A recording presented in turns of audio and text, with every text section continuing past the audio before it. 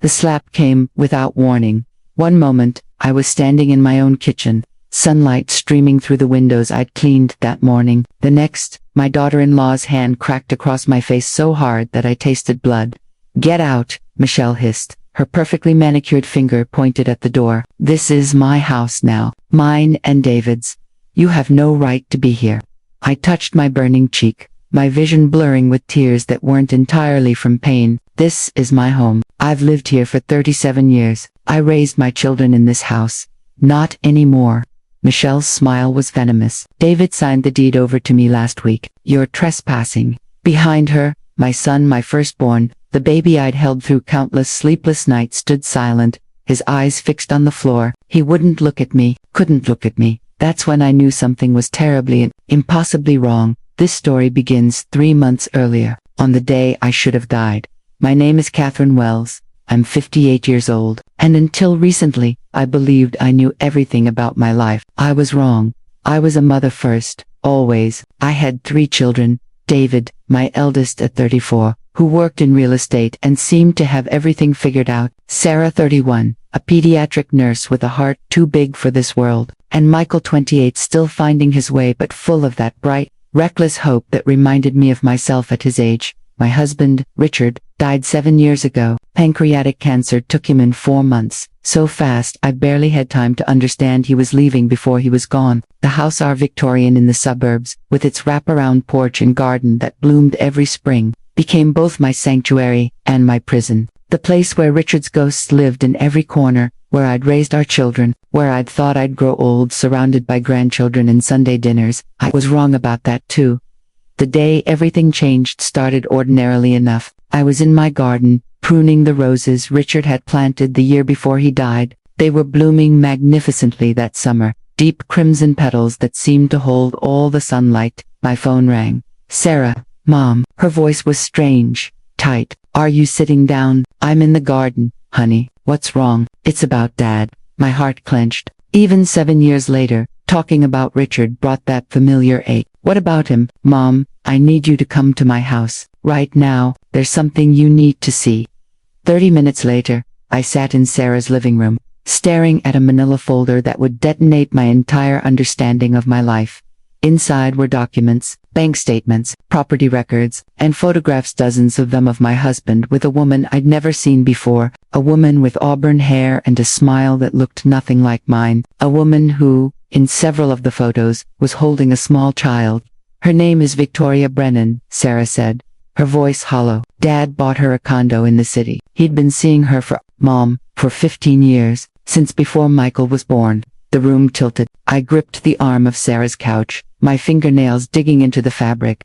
"That's impossible," I whispered. "Your father loved me. He loved us. There's more." Sarah's eyes were red. "The child, his name is Thomas. He's 14. Mom, Dad has another son." The world didn't just tilt, it shattered. I don't remember driving home. I don't remember the hours that passed in a blur of tears and rage and a grief so profound it felt like Richard had died all over again, except this time. The man I was mourning was someone I'd never actually known. 15 years, a mistress, another child. How had I not known? How had I been so blind? That night, I did something I'd never done before. I broke into Richard's study, the room I'd left untouched since his death, preserved like a shrine to a man who didn't deserve it. I tore through drawers, ripped apart filing cabinets, pulled up floorboards, and I found it. A second phone, hidden behind a false panel in his desk. Dead battery, but when I charged it, it came to life with messages, photos, evidence of an entire secret existence. Vacations I'd thought were business trips. Nights he'd claimed to work late. A whole other family he'd built while I made dinner and helped with homework and believed in the life we'd created together. But there was something else on that phone, something that turned my horror into ice-cold clarity. A text message exchange from a week before Richard died. "Victoria, the boys deserve to know each other. You can't keep living this double life. Richard, Catherine can never know. She'd take everything. Victoria, then you need to make sure she doesn't get the chance." The lawyer said you need to restructure before the message thread ended there. Richard had died 3 days later. I sat in his study until dawn, that phone clutched in my shaking hands, and realized something that would have seemed insane just 24 hours earlier. My husband hadn't just betrayed me. He'd been planning something before he died, something involving our assets, our home, our children's inheritance, and somehow, impossibly, those plans were still in motion. The first sign came 2 days later. David showed up at my house with Michelle, his wife of 18 months. I'd never warmed to Michelle. She was cold, calculating, always watching me with an expression I couldn't quite read, but David was happy, or so I'd thought, and I'd learned to tolerate her for his sake. "Mom, we need to talk," David said, not meeting my eyes. They sat in my living room, and Michelle did most of the talking. Her voice was smooth, practiced, like she'd rehearsed this. "Catherine, David and I have been discussing your situation. This house is too much for you to maintain alone. The upkeep, the property taxes, it's not practical." I stared at my son. "David, what is she talking about?" "Mom, you know I work in real estate. I've been looking at the numbers. This house is sitting on a valuable lot. If we sold, you could move into a nice apartment, something manageable, and we could invest the proceeds for your future care." My future care. I felt something cold sliding down my spine. "I'm 58, not 80. I don't need care." Michelle leaned forward, her smile sharp. "We're thinking of your best interests, especially now, with everything that's come out about Richard." The way she said his name, like she'd known him, like she had any right to speak about my dead husband, made my hands clench. "How do you know about Richard?" "David told me, of course." Michelle's eyes glittered. "And honestly, Catherine, given everything, don't you think it's time to let go? This house, these memories, they're all built on lies anyway." I stood up, my whole body shaking. "Get out, Mom," David began. I said, "Get out, both of you." They left, but Michelle's parting words echoed in my empty house long after. "You can't hold on to the past forever, Catherine. Sometimes it's better to let go before you lose everything." That night, I called a lawyer. Margaret Chen had been my friend since college, but more importantly, she was one of the best estate attorneys in the state. She'd helped Richard and me write our wills years ago, back when everything seemed simple and honest and real. I told her everything, the mistress, the secret son, the text messages, and now, David and Michelle's sudden interest in my house. Margaret listened without interrupting, her face growing more grave with each revelation. "Catherine," she said finally, "I need to pull Richard's estate files. Something about this doesn't add up." "What do you mean?" "When Richard died, his estate went through probate. Everything was straightforward, or seemed to be, but if he was planning to restructure before his death, and those plans somehow continued after, we need to see what actually happened versus what should have happened." "I don't understand." Margaret's expression was grim. "I'm saying that someone might have forged documents, manipulated the estate settlement, and if that's true, then everything you think you own might not actually be yours." The floor seemed to drop away beneath me. "How would I not know that?" "Because you were grieving, because you trusted the people handling everything, because." She paused. "Catherine, who was the executor of Richard's estate." My mouth went dry. "David, our son, was the executor." Margaret closed her eyes. "I need to make some calls."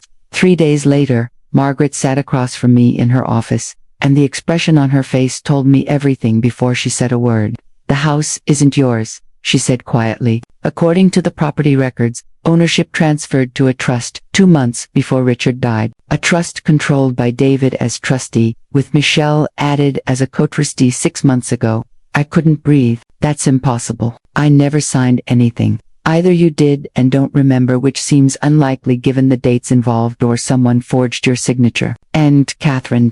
She slid a document across the desk. "This is a power of attorney, dated a month before Richard's death, giving David full authority over your financial and legal affairs." I stared at the signature at the bottom. It looked like mine. The loops and curves were almost perfect. But I had never signed this document. I would have remembered. "He's been planning this," I whispered. "David and Richard, they planned this together before Richard died." "It's worse than that." Margaret pulled out another file. "Victoria Brennan, Richard's mistress, filed a paternity claim 3 weeks ago. She's seeking a portion of Richard's estate for her son, Thomas, and she's claiming that assets were deliberately hidden from her during the original settlement." "Let her have it," I said bitterly. "Let her have whatever Richard left her. I don't want anything from him." "Catherine, you're not understanding. If Victoria succeeds, it will reopen the entire estate. Every asset will be examined, including the house, and right now, legally, you have no claim to anything. According to these documents, you willingly signed away your rights. The room spun. This can't be legal. We can fight this. We can try. But Catherine, these documents are very convincing. And they were filed and notarized properly. Unless we can prove fraud, which will be nearly impossible without witnesses or proof of forgery, you could lose everything. Why would David do this? He's my son. I raised him. My voice broke. Margaret reached across the desk and gripped my hand. I don't know, but we're going to find out. And we're going to fight. That night, I couldn't sleep. I kept thinking about David as a child, the way he'd crawl into bed with Richard and me during thunderstorms, the hours I'd spent helping him with math homework, the day I'd driven him to college and cried all the way home because my baby was growing up. Where had that boy gone? When had he turned into someone who could plan to take everything from his own mother? At 2 a.m., my phone rang. Sarah. Mom, are you awake? Yes, honey. I need to tell you something. About David. She paused, and I heard fear in her voice. Mom, I think he's in trouble. Real trouble. What kind of trouble? Financial. His real estate business, it's failing. Has been for over a year. He's leveraged everything. Taken loans he can't repay. And Michelle. Mom, Michelle isn't who she says she is. My blood ran cold. What do you mean? I did some digging. Michelle's maiden name is supposedly Drake, but there's no record of a Michelle Drake before 5 years ago. It's like she didn't exist. And Mom, the way she looks, I've been staring at those photos of Dad's mistress, Victoria Brennan. They could be sisters. The phone almost slipped from my hand. Sarah, what are you saying? I'm saying I think this was all planned. I think Michelle targeted David deliberately. And I think, oh God, Mom, I think Victoria and Michelle might be working together. The next morning, I did something reckless. I drove to the address Margaret had found for Victoria Brennan. She lived in a luxury condo building downtown, the kind of place Richard could never have afforded on his salary, which meant he'd been siphoning money from our accounts for years to pay for it. The thought made me sick. I waited in the lobby until I saw her. She looked older than in the photos, her auburn hair now streaked with gray. She was holding the hand of a teenage boy, Tomas, Richard's son, my husband's son. Our eyes met across the lobby. Recognition flickered in her face. Catherine, she said quietly, we need to talk. She looked at the boy. Thomas, go wait in the car. But Mom, now, please. When he was gone, she turned to me, and I saw something unexpected in her eyes. Fear. I know why you're here, she said, but I didn't know. I swear I didn't know until after he died. Know what? About you? About his family. Richard told me he was divorced, that his ex-wife had moved away, that his children were grown and distant. I believed him for 15 years. Her voice cracked. I was 23 when we met. He was charming, established, seemed to offer everything I'd never had. By the time I realized he was lying, I had Thomas. I couldn't leave. I had no money, no education, nothing. Despite everything, I felt an unwanted surge of pity. Then why are you going after his estate now? Because I have to. Victoria's eyes filled with tears. Thomas needs money for his medication. He has a rare genetic disorder. It's expensive, and I can't afford it. Richard promised he'd take care of us, but when he died, I found out everything was in trusts I couldn't access. I have no choice. What does Michelle have to do with this? Victoria's face went white. How do you know about Michelle? She's married to my son, and I know she's connected to all of this somehow. Victoria grabbed my arm, her grip surprisingly strong. Catherine, listen to me. Michelle isn't her real name. It's Marina. Marina Brennan. She's my sister. The world stopped. Your sister. We grew up in foster care, different homes, but we stayed in touch. When Richard died and I told her how desperate I was, she said she had a plan, said she'd help me get what Thomas deserved. But Catherine, I didn't know. Her voice dropped to a whisper. I didn't know she was going to marry your son. I didn't know she was going to try to take everything. When I found out, I tried to stop her, but she won't listen. She's obsessed. She blames your family for all our suffering, says Richard ruined our lives and we deserve compensation. What's her plan? I don't know all of it, but Catherine, you need to protect yourself. Marina Michelle, she's dangerous. She's convinced David that you're mentally unstable, that you can't be trusted with the house or the money. She's trying to get him to have you declared incompetent so she can what? Victoria's eyes met mine, and the terror in them made my heart stop. So she can put you away, she whispered, and take everything. I drove home in a daze, Victoria's words echoing in my mind. Incompetent. Put away. Take everything. My daughter-in-law Marina Brennan, not Michelle Drake, was Victoria's sister. They'd planned this together, though Victoria claimed she'd backed out when she learned the full scope of Marina's scheme. Could I believe her? Or was she playing her own game? And David, my son, my firstborn, was either a willing participant in stealing my life, or he was being manipulated by a woman far more dangerous than any of us had realized. When I pulled into my driveway, Sarah's car was already there. She burst out before I'd even turned off my engine. "Mom, thank God, I've been calling you for an hour." My phone was off. "Sarah, I know about Michelle and Victoria. They're sisters. This whole thing was planned." "I know, that's not why I'm here." Sarah's face was pale, her hands shaking. "Mom, Michael's missing." The bottom dropped out of my world. "What do you mean missing? He didn't show up for work yesterday. His roommate hasn't seen him since 3 days ago. He's not answering his phone." "Mom, his apartment when his roommate called me to check. We went over there together. The place was trashed, and there was blood." I grabbed the car door to steady myself. "Did you call the police?" "Yes. They're treating it as a possible crime." "But Mom," Sarah pulled out her phone, hands trembling. "Michael sent me a text the night before he disappeared. Look, the message was brief, but it hit me like a physical blow. Michael, I found something about Dad, something big. David is going to freak when he finds out. I'm going to tell Mom tomorrow." He never got the chance. The police detective assigned to Michael's case was a woman named Laura Martinez, mid-40s, sharp eyes, the kind of person who didn't miss details. She came to my house that evening, asking questions I could barely focus on answering. "Mrs. Wells, when did you last speak to your son?" 4 days ago. He called to check on me. We talked about family matters." "What kind of family matters?" I glanced at Sarah, who gave a small nod. "I told Detective Martinez everything. Richard's affair, the secret son, the forged documents, Michelle's true identity, Michael's message." Martinez listened without interrupting, taking notes. When I finished, she was quiet for a long moment. "Mrs. Wells, I'm going to be frank with you. This case just became a lot more complicated. If what you're telling me is true, your son Michael may have stumbled onto evidence of a serious financial crime, and if someone wanted to keep that quiet." She didn't need to finish the sentence. "You think someone hurt him to keep him silent. I think we need to consider every possibility." Martinez stood. "I'll need copies of all those documents your lawyer has, and Mrs. Wells, I strongly suggest you not stay in this house alone until we know more. This is my home, a home that legally belongs to your oldest son and a woman who may have orchestrated this entire scheme. Please, for your safety, consider staying somewhere else." After she left, Sarah insisted I pack a bag and come stay with her. I refused. At first, leaving felt like surrender, like letting them win. But Sarah was crying, begging, saying she couldn't lose both her brothers and her mother. So I packed a small suitcase and prepared to leave the house I'd lived in for 37 years.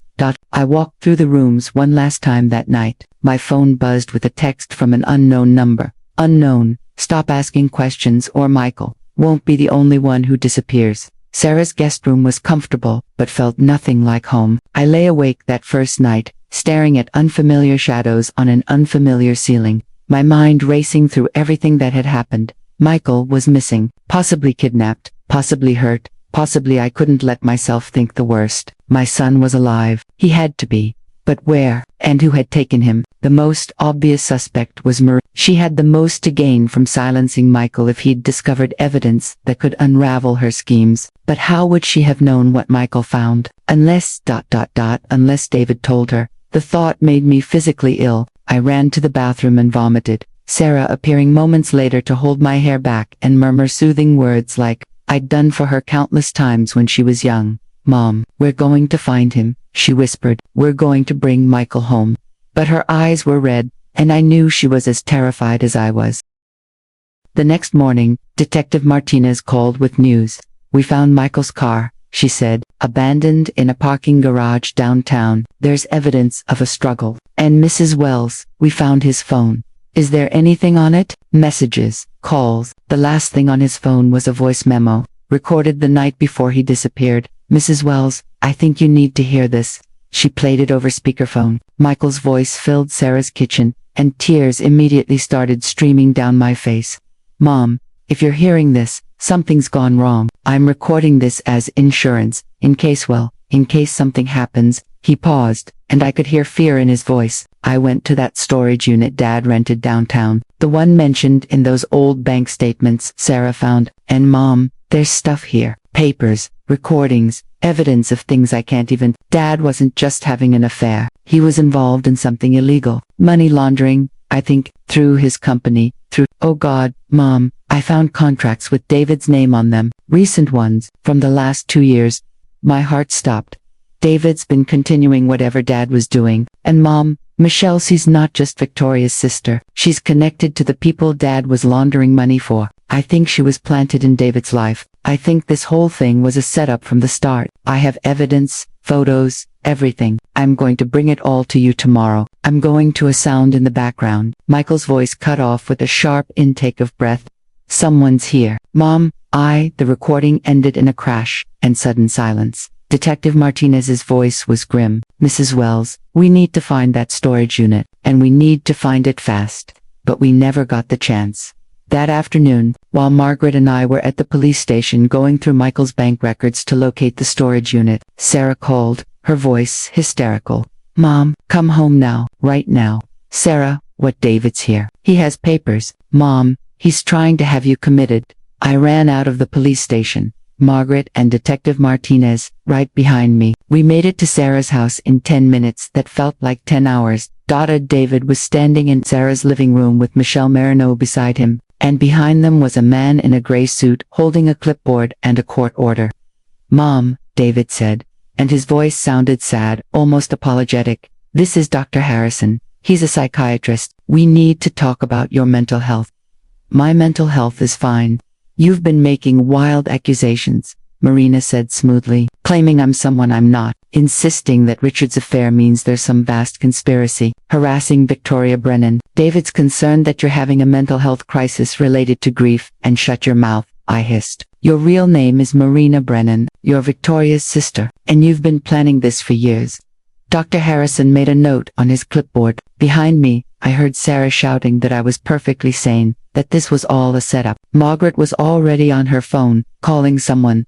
David stepped forward. Mom, please, I don't want to do this. But you're not yourself. These delusions about Michelle, about me trying to steal from you, they're not delusions. I pulled out my phone, hands shaking. Victoria told me everything. She told me who Marina really is. She told me, Victoria Brennan is a con artist, Marina interrupted. She's been trying to extort money from Richard's estate by claiming her son is his. She's lied to you, manipulated you, and you're too grief-stricken to see it. That's not true. Mrs. Wells, Dr. Harrison said gently, I understand you've been under tremendous stress, but these paranoid episodes, the accusations against your family members, the inability to accept reality, these are all concerning symptoms. Your son has obtained a temporary mental health warrant. I'm authorized to perform a psychiatric evaluation, and if necessary, recommend inpatient treatment.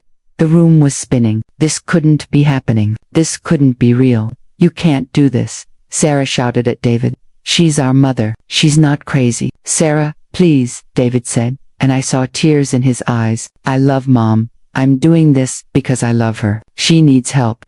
Detective Martinez stepped forward, badge in hand. I'm going to need everyone to slow down. Mrs. Wells is currently involved in a police investigation regarding her missing son. This is not an appropriate time for Michael isn't missing, Marina said, coldly. He's avoiding his family because he's embarrassed. He's been struggling with addiction and mental health issues for months. David, show them. David pulled out a folder. Inside were medical records, prescription receipts, photographs, all purporting to show Michael's supposed mental health decline, drug screens, psychiatric evaluations, an arrest record for possession that I'd never heard about. This is all fake, I said, but my voice sounded weak even to my own ears. You fabricated this. Mom, please. David was crying now. Please just let Dr. Harrison talk to you. Let him help you. Margaret stepped between us. Stop right now, all of you. Catherine, you don't have to say anything. Dr. Harrison, I'm Mrs. Wells' attorney. She will not be subjected to any evaluation without proper legal representation present. If you have a court order, I need to see it immediately. Dr. Harrison handed over the papers. As Margaret read through them, her face grew darker. This was issued by Judge Hartley, she said slowly. David, how do you know Judge Hartley? A flash of something crossed David's face, guilt, fear, before Marina answered smoothly. He's a family friend. He's known David since childhood. That's a lie, I said. We don't know any Judge Hartley. But even as I said it, doubt crept in. Had Richard known him? There was so much about my husband's life I'd never known. Margaret pulled me aside. Catherine, this order is legal, but it only authorizes an evaluation, not involuntary commitment. You can refuse, but they can petition for a full hearing. My advice is to submit to the evaluation. Let me be present, and we'll fight this in court. If I do that, they win. If you don't, they'll claim you're too unstable to even cooperate. This is a trap, but the way out is through. The psychiatric evaluation was humiliating. Dr. Harrison asked questions designed to make me sound paranoid. Do you believe people are conspiring against you? Do you hear voices? Have you considered harming yourself or others? Every answer I gave, he twisted. My grief over Richard's betrayal became unresolved trauma, manifesting as paranoid delusions.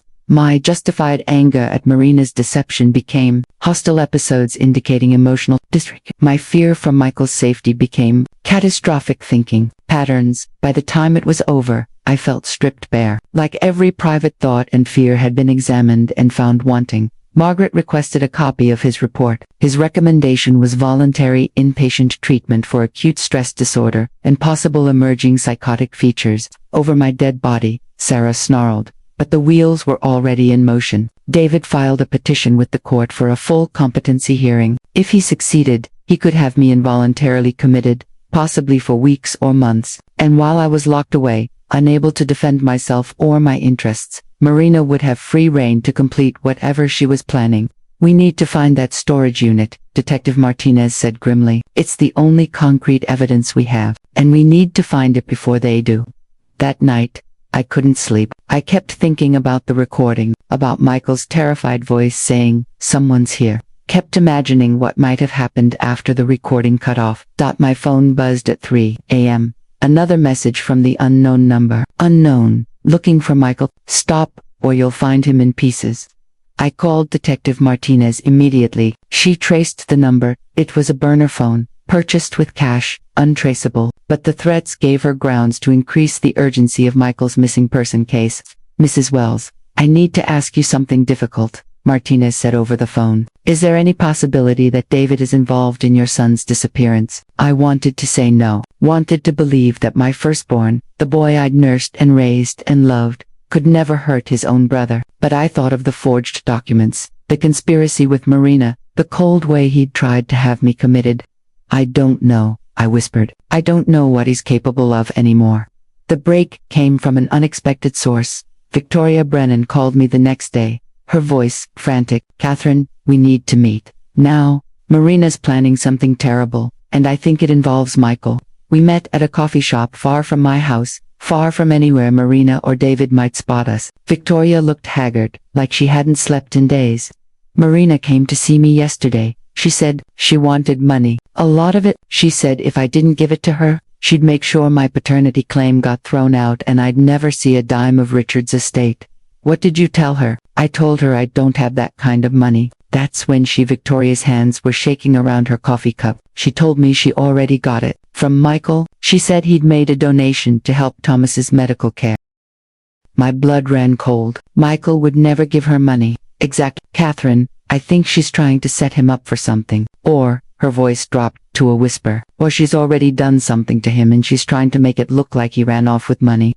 Did she say where the money came from? No, but she mentioned a storage unit, said there was evidence there that would make her rich, and that she'd already cleaned it out before anyone else could find it. The storage unit, the one Michael had found, the one with evidence of Richard's crimes and David's involvement. Marina has it, I said numbly. She has everything Michael found. That's why she's not worried about the competency hearing or the investigation. She has all the evidence, and she's going to use it to blackmail David or destroy it and leave me with nothing. Victoria leaned forward urgently. Catherine, there's something else. Marina told me that Richard didn't die of cancer. The world tilted. What she said, the timing was too convenient, said he got sick right when he was about to restructure everything. Right when he was vulnerable. She said. Victoria's eyes filled with tears. She said that someone made sure Richard didn't live long enough to protect you.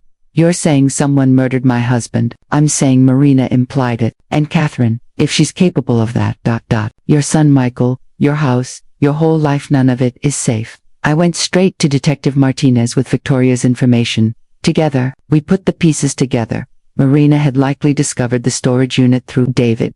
She'd either followed Michael there, or intercepted his communications with David. She'd taken him, taken the evidence, and was now systematically destroying anyone who could expose her. But why? I asked. If this was all about money, she and David could have just waited for me to die naturally. Why go to all this trouble? Martinez pulled up something on her computer. Because it's not just about your money, Mrs. Wells. I've been digging into Marina Brennan's background. She has a record fraud, identity theft, and she was once investigated for murder. The case never went anywhere due to lack of evidence. But the victim was a wealthy older man whose estate she'd been trying to access through his son, who she'd been dating. She's done this before. Multiple times, as far as I can tell. Marina is a con artist who specializes in targeting families, creating chaos, and walking away with their assets. Richard's affair with Victoria gave her the perfect opportunity. She could exploit the family trauma, drive wedges between you and your children, and use David's financial troubles to control him. Where is she now? That's the problem. We went by your house, the one legally owned by David and Marina, to bring them both in for questioning. Catherine, the house is empty. Cleaned out. They're gone. My house, my home, empty. What about Michael? Martinez's expression was grave. We've issued an APB for David and Marina. And Mrs. Wells, I need to prepare you for the possibility that Michael may not. Don't, I said sharply. Don't say it. My son is alive, and we're going to find him. But even as I said the words, fear hollowed out my chest. The competency hearing was scheduled for 3 days later. Without David present to testify, Margaret argued it should be postponed. The judge, a different one, thankfully, not Marina's supposed family friend, reluctantly agreed to a 2-week continuance. 2 weeks to find Michael, 2 weeks to find evidence, 2 weeks before I could lose everything. Sarah moved into her guest room with me. Neither of us could bear to be alone. We spent long nights going through old photos, talking about Michael, remembering him as a child, his gap-toothed smile, his terrible jokes, his fierce loyalty to his siblings. He's alive, Mom, Sarah would say, over and over, like a prayer. He has to be. On the 5th day, after David and Marina disappeared, Detective Martinez called with news. We found David's car, abandoned at the airport, long-term parking. But there's no record of him or Marina on any flights. It's a decoy. Where are they really? We're checking every property David's owned or had access to through his real estate business. It's a long list. He's handled dozens of transactions over the years. But Mrs. Wells, we found something else. Blood in the trunk of David's car. We're running DNA tests. But is it Michael's? We don't know yet, but there's a lot of it. I dropped the phone. Sarah caught me before I hit the floor. The DNA results took 3 agonizing days, 3 days of barely eating, barely sleeping, existing in a fog of terror. Sarah took time off work to stay with me. Margaret camped out in Sarah's living room, coordinating with Detective Martinez, filing motions to freeze any remaining assets in Richard's estate. When Martinez finally called with the results, her voice was carefully neutral. Mrs. Wells, the blood is Michael's. But there's something else. We also found traces of a sedative in the sample's chloral hydrate. The concentration suggests Michael was drugged, not killed. Someone wanted him unconscious, not dead. The relief nearly knocked me over. He's alive. It's a strong indicator, yes. But Mrs. Wells, we still don't know where he is. And the amount of blood suggests he was injured during the abduction. He needs medical attention. Then find him, I begged. Please, find my son. Martinez hesitated. There's something else. We executed a search warrant on the storage unit Victoria mentioned. Marina had indeed cleaned it out. Almost everything was gone. But our forensics team found something she missed. A USB drive, hidden behind a false panel in one of the walls. What's on it? Everything. Years of financial records documenting Richard's money laundering operation. And Mrs. Wells, it goes deep. He wasn't just laundering money, he was embezzling from his own company, from clients, from everyone. The amounts we're talking about are in the millions. I sat down heavily. Richard stole millions, yes. And according to these records, he was being blackmailed. Someone discovered what he was doing and was extorting him for regular payments. The blackmail started about 3 years before his death. Who was blackmailing him? Martinez's next words made my blood run cold. We don't know. The payments went to an offshore account. But Mrs. Wells, the blackmail demands increased significantly in the months before Richard got sick. And there are emails on this drive. Richard was threatening to expose his blackmailer if they didn't back off. You think the blackmailer killed him? I think it's possible. And I think Marina may have been the blackmailer, or working with them. The room spun. Richard hadn't just betrayed me, he'd been a criminal, a thief, and his crimes had set in motion everything that was destroying our family now. There's more, Martinez continued. The drive contains audio recordings. Richard recorded many of his conversations, probably as insurance. There's one conversation from 2 weeks before he died. I think you need to hear it. She sent me the file. I listened with Sarah's hand gripped tight in mine. Richard's voice came through, weaker than I remembered. Already sick. You can't do this. I have a family. I'll go to the police. I'll tell them everything. A woman's voice, cold and distorted, electronically altered. You'll tell them nothing. You're going to die, Richard. The cancer will take you, and everyone will think it's natural. And when you're gone, I'll take everything you tried to hide from me. Your wife, your children, your hassle of it will be mine. You're insane. Catherine has nothing to do with this. Catherine has everything to do with this. She lived off your stolen money for years. She benefited from every crime you committed. She deserves to lose it all. She didn't know. She's innocent. No one is innocent, Richard, and by the time I'm done, your perfect little wife will have nothing. She'd die alone, confused, wondering how her life fell apart, just like you will. The recording ended. I sat in stunned silence. Even with the voice distorted, I could hear the hatred in it, the malice. This wasn't just about money. This was personal. Who is that? Sarah whispered. I don't know, Martinez said, but we're going to find out. And Mrs. Wells, I think when we find her, we'll find Michael. The breakthrough came from the most unexpected source. Judge Hartley, the one who issued the original psychiatric evaluation order, was arrested 2 days later for accepting bribes from multiple parties in family court cases. When they searched his office, they found records of payment from Marina Brennan going back 18 months. She'd bought a judge to help her destroy me.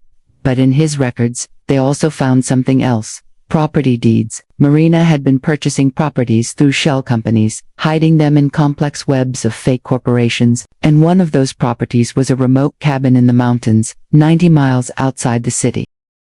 Detective Martinez assembled a team. They raided the cabin at dawn. They found Michael. I wasn't allowed at the scene. It was an active crime scene, possibly a hostage situation. I waited at the police station with Sarah, the minutes crawling by like hours. Margaret sat with us, her hand on my shoulder. Finally, Martinez called. We have him. Michael's alive. I burst into tears, Sarah sobbing beside me. Is he okay? Can I see him? He's being transported to the hospital now. He's dehydrated, malnourished, and he has a significant head injury from the initial assault. But he's conscious and talking. Mrs. Wells, he's asking for you. We broke every speed limit getting to the hospital. When I finally saw Michael bruised, bandaged, thinner than I'd ever seen him, I ran to his bedside and held him while we both cried. Mom, he rasped. I'm sorry. I should have been more careful. I should have. Don't apologize. You're safe now. That's all that matters. Did they get her? Did they get Marina? Detective Martinez, who'd followed us in, shook her head grimly. The cabin was empty, except for Michael. Marina and David are still in the wind. Michael struggled to sit up. I can tell you where they're going. I heard them talking. They thought I was unconscious, but I heard everything. Michael's story came out in pieces over the next hour, interrupted by doctors checking his vitals and Sarah fussing over him. He'd gone to the storage unit and found exactly what he'd said in his recording, evidence of Richard's crimes and David's continuation of them. But as he was documenting everything, Marina had appeared with 2 men Michael didn't recognize. They drugged me, Michael said. I fought, but one of them hit me with something. A pipe, I think. When I woke up, I was in the cabin. Did they hurt you? I asked, touching his bandaged head gently. Not beyond the initial assault. Marina actually took care of me, brought food, water, changed my bandages. It was weird. She'd come in and talk to me like we were friends. She told me everything, Mom, like she wanted someone to know how clever she'd been. What did she tell you? Michael's eyes darkened. She killed Dad. The words hung in the air like a physical presence. Sarah gasped. I felt something inside me shatter and reform into something harder, colder. How? She was his blackmailer. She found out about his embezzling through Victoria, They'd been planning to extort him together. But Marina wanted more than money. She wanted revenge. Revenge for what? For Victoria. For the way Dad used her. Marina said Dad destroyed Victoria's life, made her financially dependent, kept her trapped with promises he never intended to keep. Marina wanted him to suffer. So she poisoned him. Detective Martinez leaned forward. Poisoned him how? She worked as a nurse under a fake identity at his oncologist's office. She had access to his medical records, his treatment plan. She didn't give him cancer that was real. But she altered his medications, made him sicker, made the cancer progress faster. Dad suspected something was wrong toward the end, but by then he was too weak to fight. Marina told me he knew it was her in the final days. She visited him in hospice, told him exactly what she'd done and why. I felt sick. And David, how is he involved? Michael's face twisted with something between pity and disgust. David didn't know, not at first. Marina seduced him, made him fall in love with her. By the time he realized she'd been manipulating him, she had enough dirt on his financial crimes to destroy him. She forced him to help her with the forgeries, the trust documents, everything. He's terrified of her. Mom, I think he might be a victim too, in a way. He tried to have me committed, I said flatly. He chose her over me. Because she threatened to expose him and have him arrested. She told him if he cooperated, she'd disappear with the money and leave him alone. He believed her. Michael reached for my hand. I'm not excusing what he did. He should have come to you, should have told the truth. But Mom, I don't think he wanted to hurt you. I think he's trapped. Where are they now? They're going to the Cayman Islands. Marina has accounts set up there, properties purchased under shell companies. She's planning to transfer all the money she's stolen and disappear forever. And she's taking David with her not as a partner, but as leverage. She needs him to finalize the last transfers. Detective Martinez was already on her phone, coordinating with federal authorities. Financial crimes, international wire transfers, murder. This had just become a much bigger case.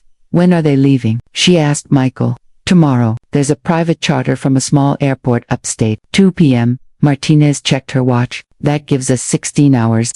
The operation moved fast. Federal agents coordinated with local police. The Cayman Islands authorities were notified. The private charter company was contacted and instructed to cooperate.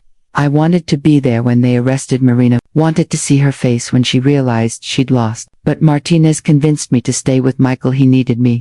And she promised to call the moment they had Marina in custody. Sarah stayed at the hospital too. The three of us, what was left of our family, sat together in Michael's room, trying to process everything that had happened.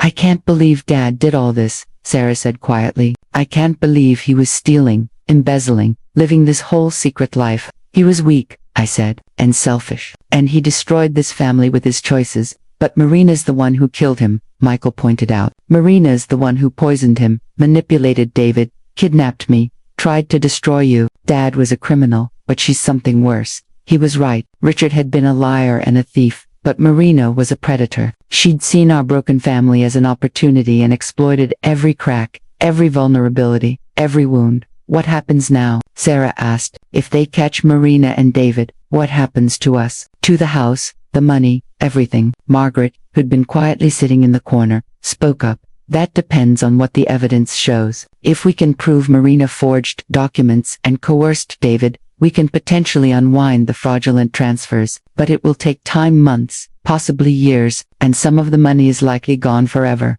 either spent or hidden, so we'll never find it. I don't care about the money, I said. I just want my children safe. I want this to be over. But it wasn't over. Not yet. At 1:30 p.m. the next day, Detective Martinez called. We're in position at the airport. The plane is here. We're waiting for them to show. An hour passed. Then another dot at 4 p.m. Martinez called again, and the tension in her voice made my stomach drop. They didn't show. The charter company says they received a cancellation this morning. Mrs. Wells, they knew. Somehow they knew we were waiting. How is that possible? I don't know, but we've lost them. The phone slipped from my hand. Michael caught it, spoke rapidly to Martinez, then hung up with a grim expression. We have a leak, he said. Someone warned them. Who would? Sarah started, then stopped. We all realized it at the same time. Judge Hartley was in custody. But how many other people had Marina bought? How many judges, lawyers, cops, officials had she corrupted? We can't trust anyone. I said slowly. Martinez seems solid, but anyone else, ... So what do we do? Sarah asked. I thought about everything Marina had taken from us. My husband's reputation, my sense of safety, my home, almost my son's life, my family's future. And I realized I was done being a victim. We find them ourselves, I said. Michael, despite his injuries, was adamant about helping. I listened to Marina talk for days. I know things the police don't know. Names, places, details she mentioned that she thought didn't matter because I'd never get free to tell anyone. We gathered in Sarah's living room, me, my two youngest children, and Margaret. We spread out everything we had, the USB drive's contents, Victoria's information, Michael's memories, Margaret's legal documents. Marina has a tell, Michael said. When she talked about her plans, she kept mentioning home. Not the Cayman Islands, that's just money storage. She kept saying when this was all over, she'd finally go home. She was nostalgic about it, almost emotional. Where is home? Sarah asked. She didn't say explicitly, but she mentioned details. A lighthouse, cold water, fishing boats, somewhere on the coast, but north, and she mentioned it being like Victoria's place, but colder.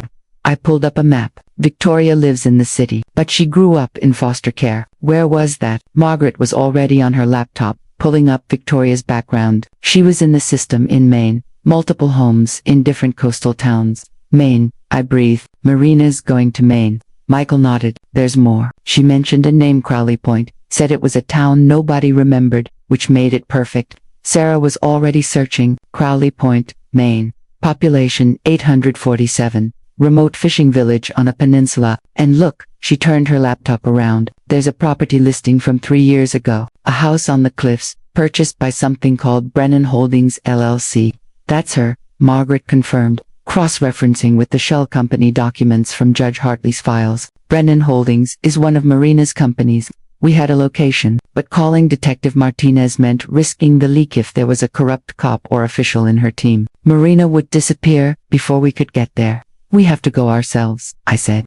Mom, that's crazy, Sarah protested. Marina's dangerous. She murdered Dad. She kidnapped Michael. We can't trust anyone, I said slowly. Martinez seems solid, but anyone else, ... So what do we do? Sarah asked. I thought about everything Marina had taken from us. My husband's reputation, my sense of safety, my home, almost my son's life, my family's future. And I realized I was done being a victim. We find them ourselves, I said. But Michael, despite his injuries, was adamant about helping. I listened to Marina talk for days. I know things the police don't know. Names, places, details she mentioned that she thought didn't matter because I'd never get free to tell anyone. We gathered in Sarah's living room, me, my two youngest children, and Margaret. We spread out everything we had, the USB drive's contents, Victoria's information, Michael's memories, Margaret's legal documents. Marina has a tell, Michael said. When she talked about her plans, she kept mentioning home. Not the Cayman Islands, that's just money storage. She kept saying when this was all over, she'd finally go home. She was nostalgic about it, almost emotional.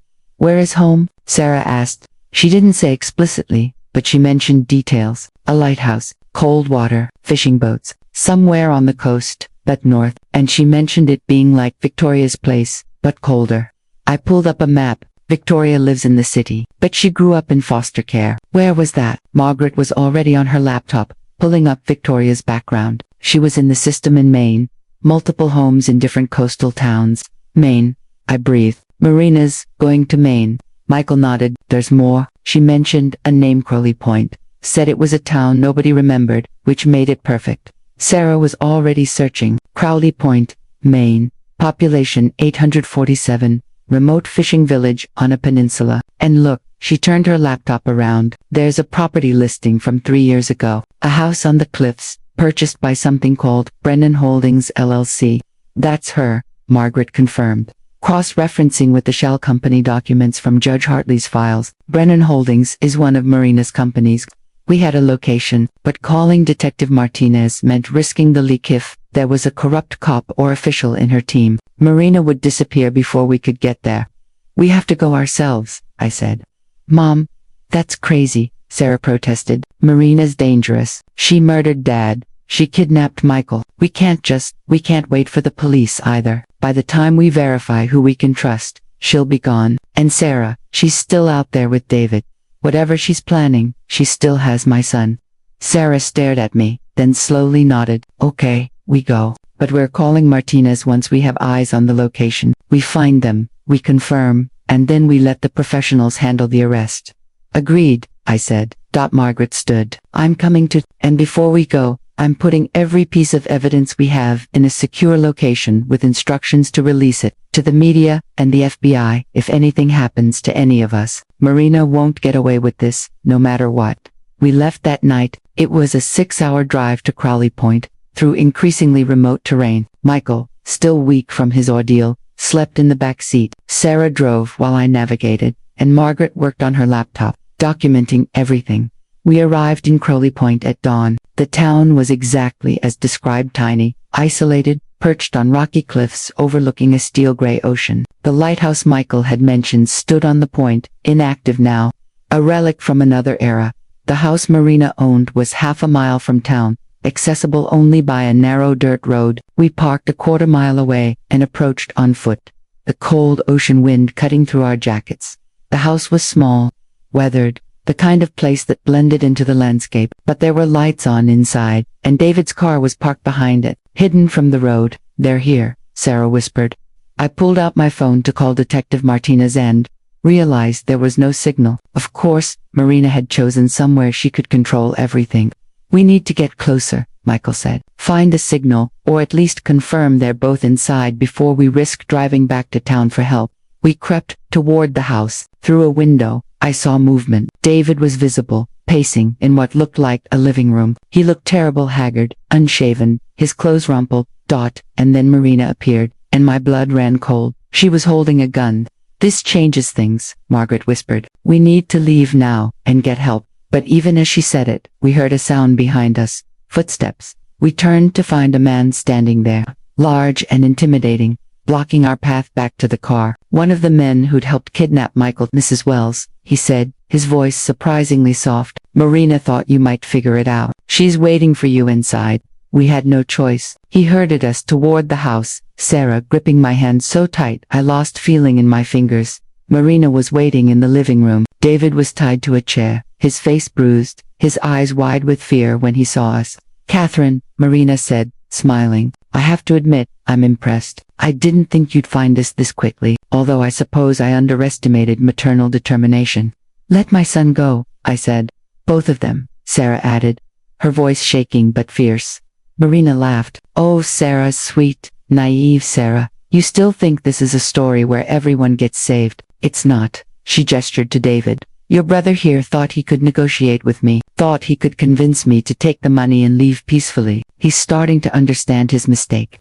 Marina, please, David croaked. Mom, I'm sorry. I'm so sorry. I didn't know I never wanted. Shut up, Marina snapped, and hit him with the gun. David's head snapped to the side, blood trickling from his split lip. I lunged forward, but the man who'd brought us in grabbed my arms, held me back. Why are you doing this? I demanded. You have the money. You could disappear. Why are we here? Marina's smile faded. Her face transformed into something ugly, full of rage that had been simmering beneath the surface. Because Richard Wells destroyed my sister's life, she hissed. Victoria was 23, smart, beautiful, full of potential, and your husband saw her and decided she'd be a nice thing to own. He seduced her, made her dependent on him, trapped her with a child, and then neglected her for 15 years while he played happy family with you. Do you know what that did to her? Waiting for him every holiday, every birthday, watching her son ask why his father never stayed. Richard broke her, so you killed him, I said.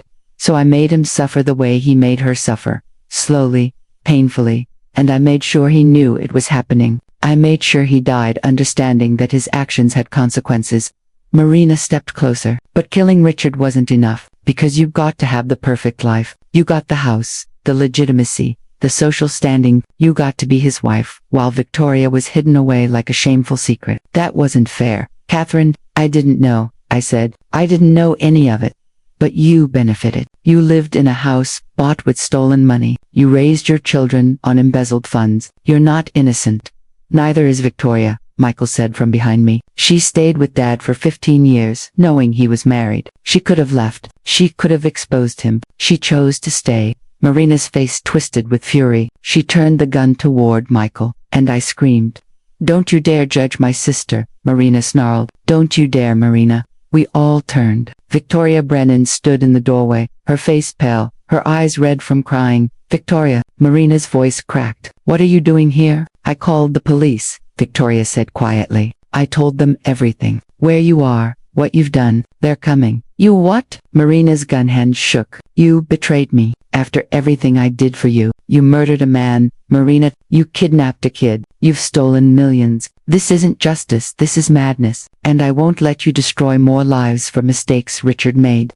Victoria's voice grew stronger. "I loved him, Marina. He was a bastard and a liar, but I loved him. And he loved Thomas. What you did, poisoning him, making him suffer, that wasn't for me. That was for you. For your rage. He deserved it." Marina screamed. "Maybe he did," Victoria said, "but they don't." She gestured to us. "Catherine didn't know about me. David's a coward, but you manipulated him. Michael's a kid who just wanted to help his mom. Let them go, Marina. It's over." For a moment, I thought Marina might listen. I saw something flicker in her face, doubt, maybe even shame. Then we heard sirens in the distance. Marina's face hardened. "You stupid, sentimental fool. I saved you. I got us everything we deserved, and you threw it away." She raised the gun toward Victoria. Multiple things happened at once. David, still tied to the chair, threw his weight sideways, knocking into Marina. The gun went off, the shot going wild. Sarah lunged for Marina, tackling her. The man holding me let go to help Marina, and Margaret grabbed a lamp and swung it at his head. In the chaos, I ran to David, working frantically at the ropes, binding him. Michael grabbed the gun that had fallen from Marina's hand.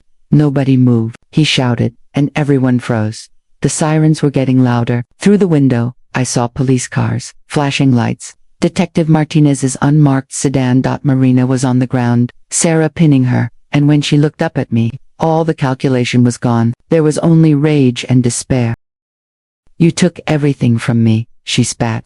"No," I said quietly. "You took everything from yourself." The aftermath was chaos. Police flooded the house. Detective Martinez arrested Marina and the man who'd been helping her, whose name turned out to be Carl Brennan, a distant cousin who'd been assisting Marina's schemes for years. David was untied, given medical attention, and then handcuffed. Victoria was taken into custody as a witness and possible accomplice. Through it all, I sat on the porch of that cold house overlooking the Atlantic, my children beside me, and tried to process everything that had happened. Martinez came out eventually, her face grim but satisfied.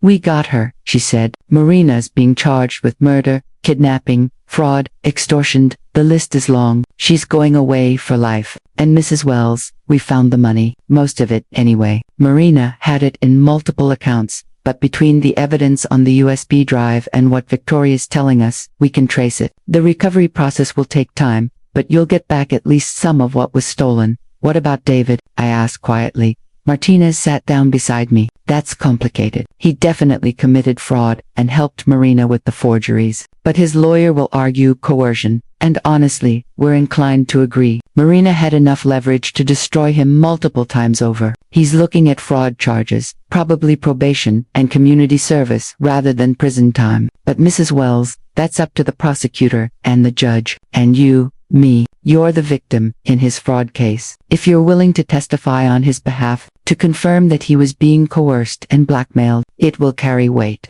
I looked through the window at David, sitting in the back of a police car, his head in his hands. My son, my firstborn, the boy who'd held Sarah's hand on her first day of school, who'd taught Michael to ride a bike, who'd once been so full of promise.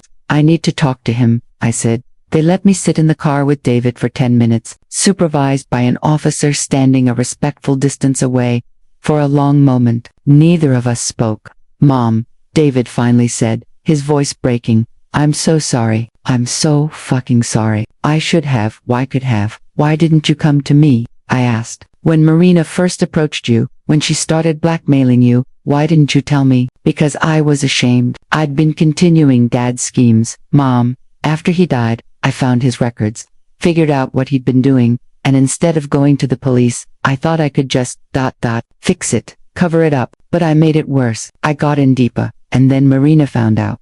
And by the time I realized what she was, she had enough evidence to destroy me. She said if I didn't help her, she'd send evidence of my crimes to the police, and I'd go to prison. I'd lose everything: my career, my freedom, my family. I was terrified. So you tried to have me declared incompetent.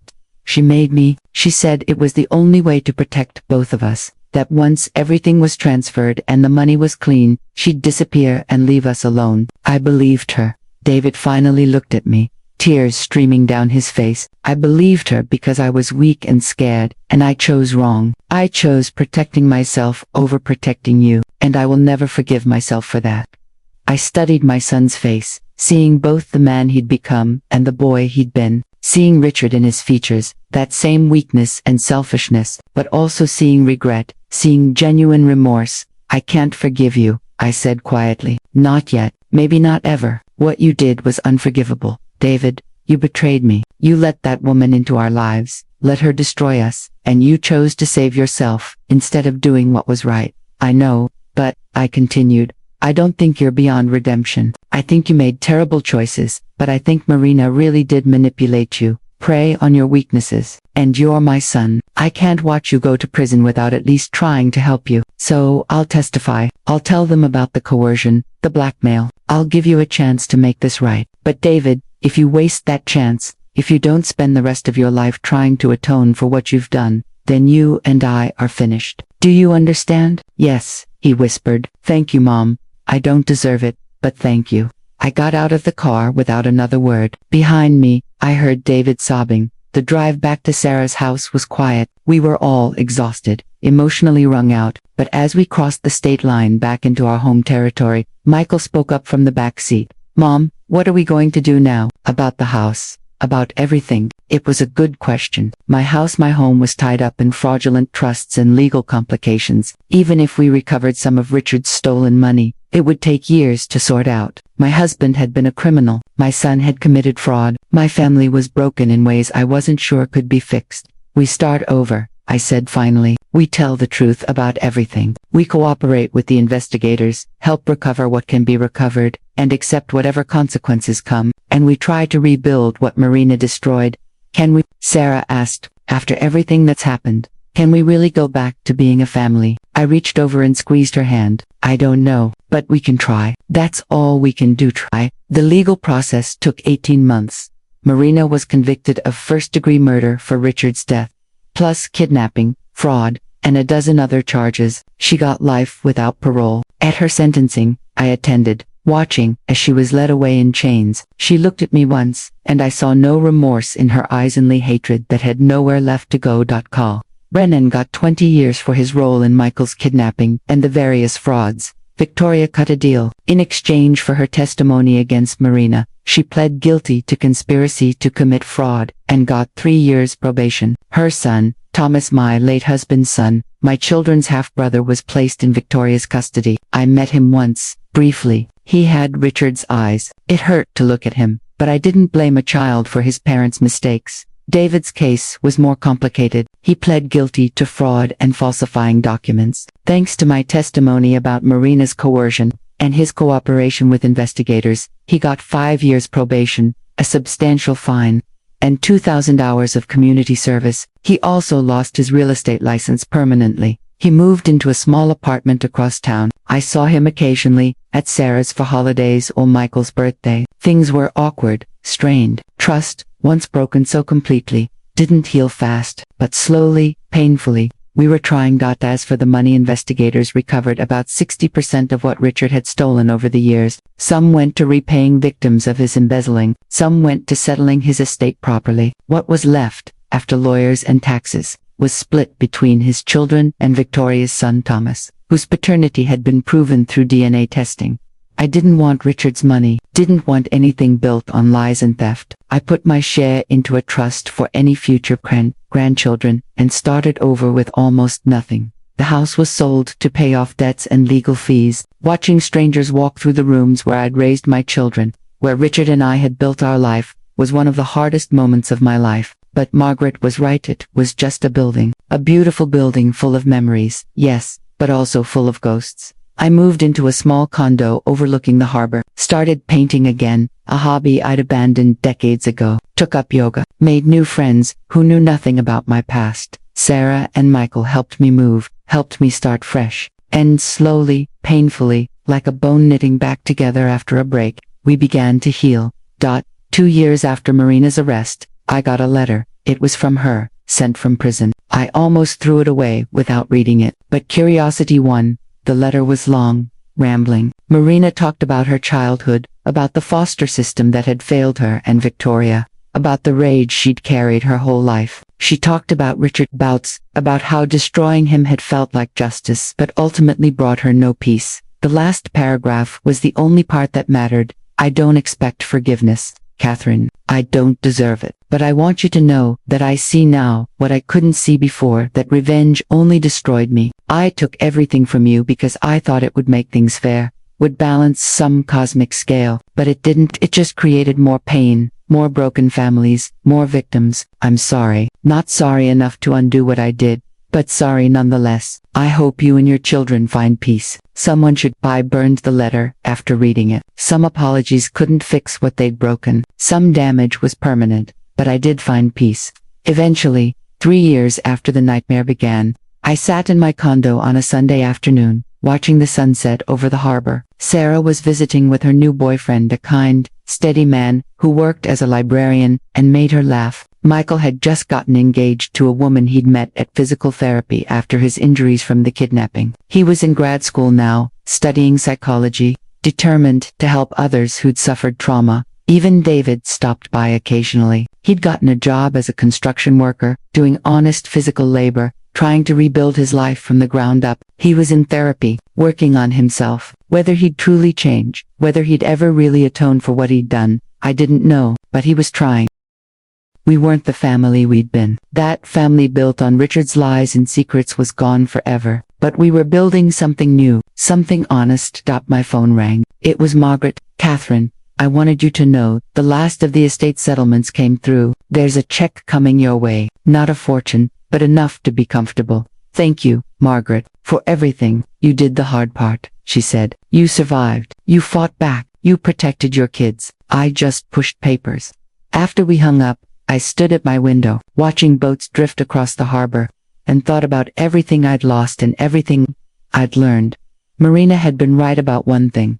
I'd built my life on Richard's lies, benefited from his crimes without knowing it, that innocence hadn't protected me when everything fell apart. Maybe true innocence was impossible in a complicated world, but I'd also learned that you could lose everything: your home, your money, your understanding of your own past, and still survive, still rebuild, still find moments of joy and connection. I'd learned that family wasn't just blood, it was choice, commitment, the willingness to forgive, or at least try to understand. Sarah and Michael had stood by me without question. David had betrayed me but was trying to make amends. That was family, messy, complicated, sometimes broken, but still worth fighting for. Most importantly, I'd learned that I was stronger than I ever knew. The woman who'd been slapped by Marina in her own kitchen 3 years ago would have crumbled under what came next, but I hadn't crumbled. I'd fought, I'd survived. And if I could survive that, I could survive anything.